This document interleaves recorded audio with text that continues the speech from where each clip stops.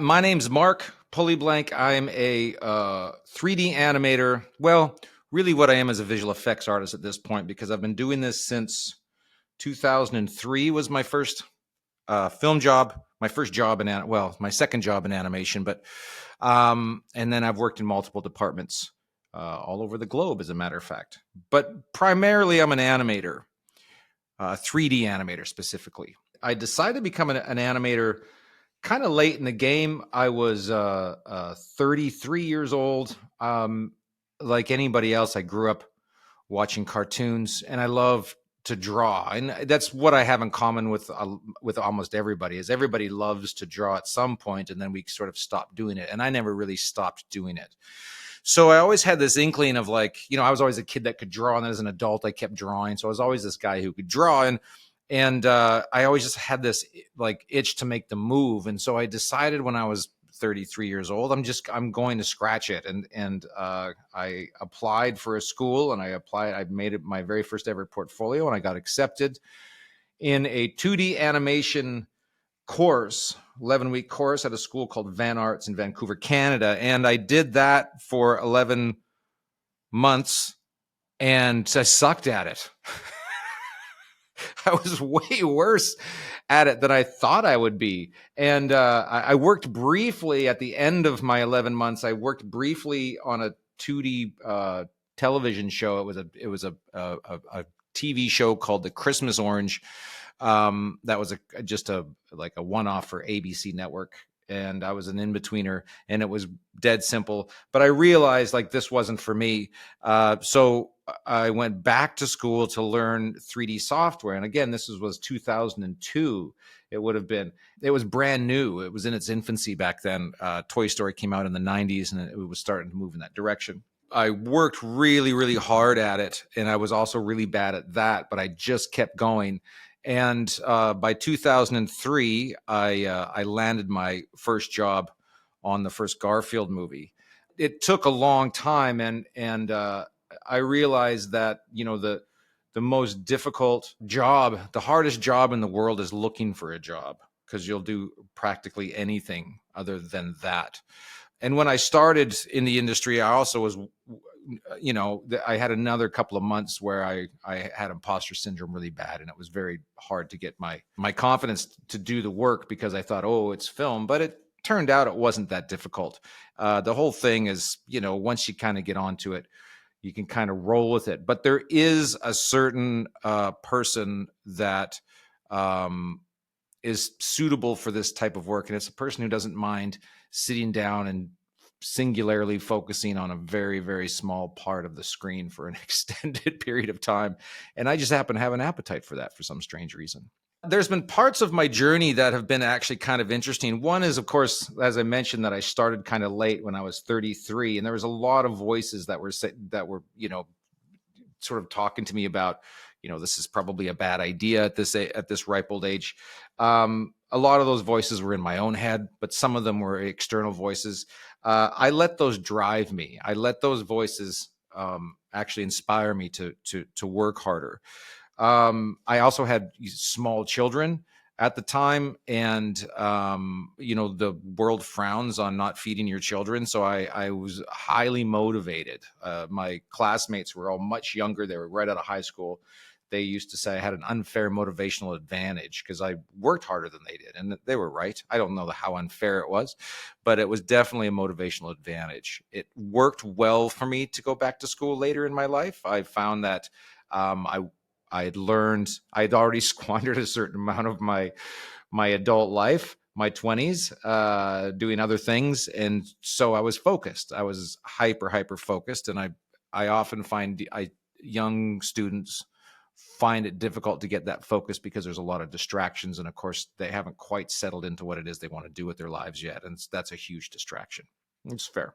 One of the things I want to mention about my journey is when I finished school, I couldn't get a job. I had a demo reel, and I sent out a bunch of them, and I could not, for the life of me, find anybody who would hire me.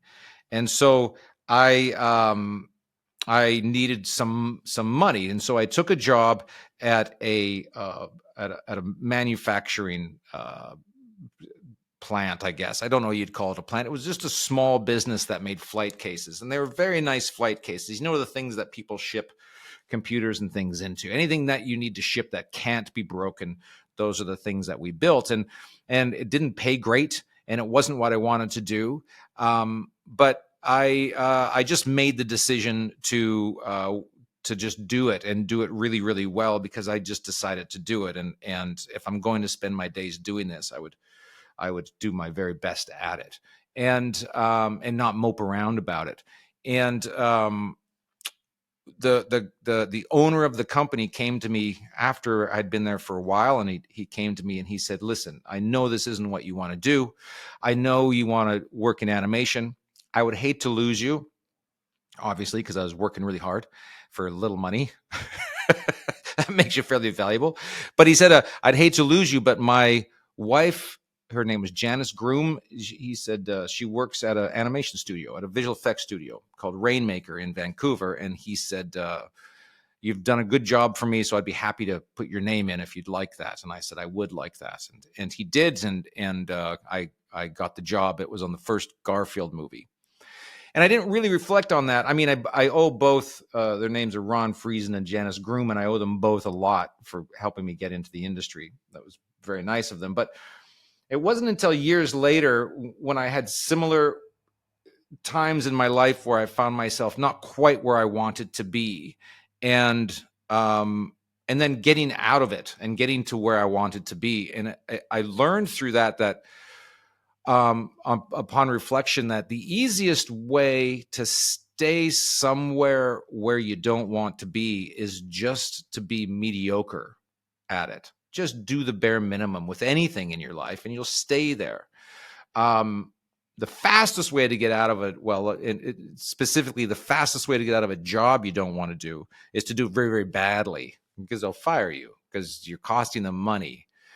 But if you're making them even a little bit of money, they'll keep you there. But the second fastest way to get out of it is to do it really, really well. Just do it better than anyone's ever done it, or the best that you can do it, and you'll elevate out of it. And that's happened to me multiple times. And at the time, the risk when I was building the cases, the risk is like, well, I'm going to become too valuable, and I'm going to be here for the rest of my life, and it's not what I wanted to do. Place was wonderful. They were very good to me, but it still wasn't what I wanted to do. And so I was worried that if I made myself too invaluable, then I'm kind of like locking myself in. But the opposite is true. And that was a pretty good lesson for me that I didn't even know I was learning. And so I got my first job on the first Garfield movie, making talking animals, making animals talk. What was interesting about that job is that I was hired on a feature film, having zero experience in industry, using a software I'd never heard of. And I get a lot of students that ask me, like, what's the best software to use? And if you're not programming software, it doesn't matter. So the first job I had on Garfield, we were using a software called Lightwave. I'd never heard of it before.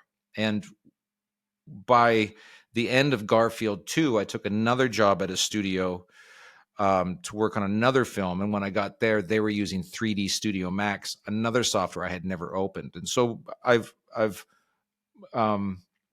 mostly worked with software that I don't recognize. And even when you work at a studio that uses a software that you recognize, in my case, it would be Maya, Autodesk Maya, it looks different because every studio writes its own proprietary tools. And so they look different anyhow. So that idea of what software should I use, it's kind of like asking what hammer should I use for a carpenter.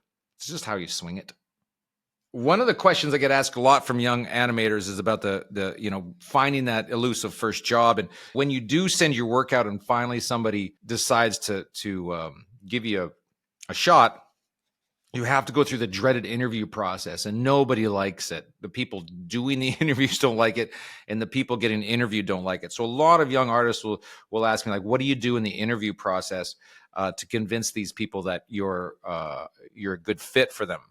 And when you're new and you're young and you're looking for some credibility, or you're looking for some currency, let's say some professional currency, you don't have a lot deal with. So you kind of almost do anything. When you get a little bit older and you've done a few things, when you go in for a job interview, it gets easier because you're also looking around to make sure it's a good fit for you because you have options. But if you're inexperienced, you don't typically have a lot of currency in that realm. So you're trying to force your square peg into their round hole, so to speak. People get nervous, and what happens when we get nervous is we get into these interviews and we're disingenuous because we're trying to figure out what to say next in order to convince them that they should hire you, hire us. And so the first thing that I do to help kind of calm my nerves is understand the fact that they're calling me or they're calling you. Like you've already won them over to a certain degree. The next thing that you do is just arm yourself with information about them. So do a lot of research on what they actually do. And then when you come for the job interview, ask them questions about what they do.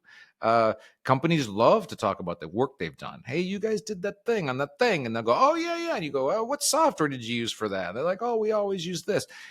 It's what I like to think of it as it's the best way to flip an interrogation into a conversation, which is absolutely what you want to do because that is the job. Ultimately, you're going to be having conversations about, hard problems. And so if you start out that way and you're legitimately curious about what they've done, it'll calm your nerves. You get to kind of flex that muscle together, and then you can truly see if this is a good fit.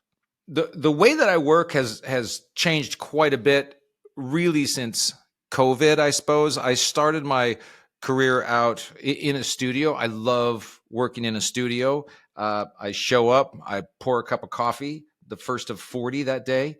I walk around, kind of make a nuisance of myself a little bit, lie about how great my weekend was, whatever.